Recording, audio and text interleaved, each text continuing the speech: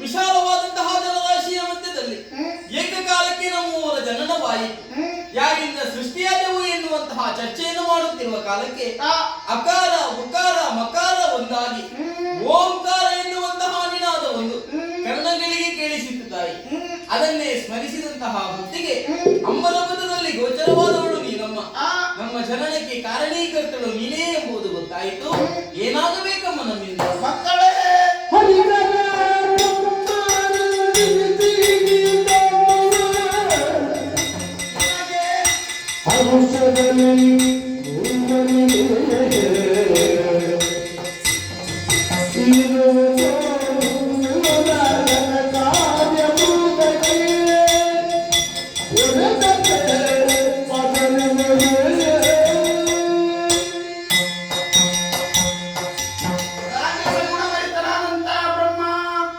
ಸತ್ಯಲೋಕದಲ್ಲಿ ಇದ್ದುಕೊಂಡು ಸೃಷ್ಟಿಯ ಕೆಲಸವನ್ನು ಮಾಡುತ್ತಾ ಬರಬೇಕು.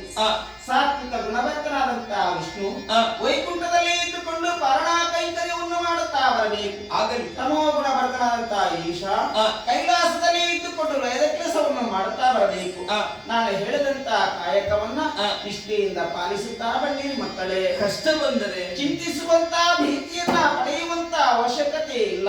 ತದೇಕ ಚಿತ್ತದಿಂದ ನೀವು ನನ್ನನ್ನು ಭಜಿಸಿದ್ದೀರಿ ಎಂದಾದ್ರೆ ಪ್ರತ್ಯಕ್ಷವಾಗಿ ಪರೋಕ್ಷವಾಗಿ ಬಂದು ನಿಮ್ಮೆಲ್ಲರ ಕಷ್ಟವನ್ನು ದೂರೀಕರಿಸುತ್ತೇನೆ, ಅದೃಶ್ಯನಾಗುತ್ತೇನೆ. ಜಯ ಜಯ ಜಯ ಭವಾನಿ ಜಯ ಭವಾನಿ ಜಯ ಭವಾನಿ ಪೂರ್ಣ ಜಯ ತವನ ದುರ್ವಿಕಾರ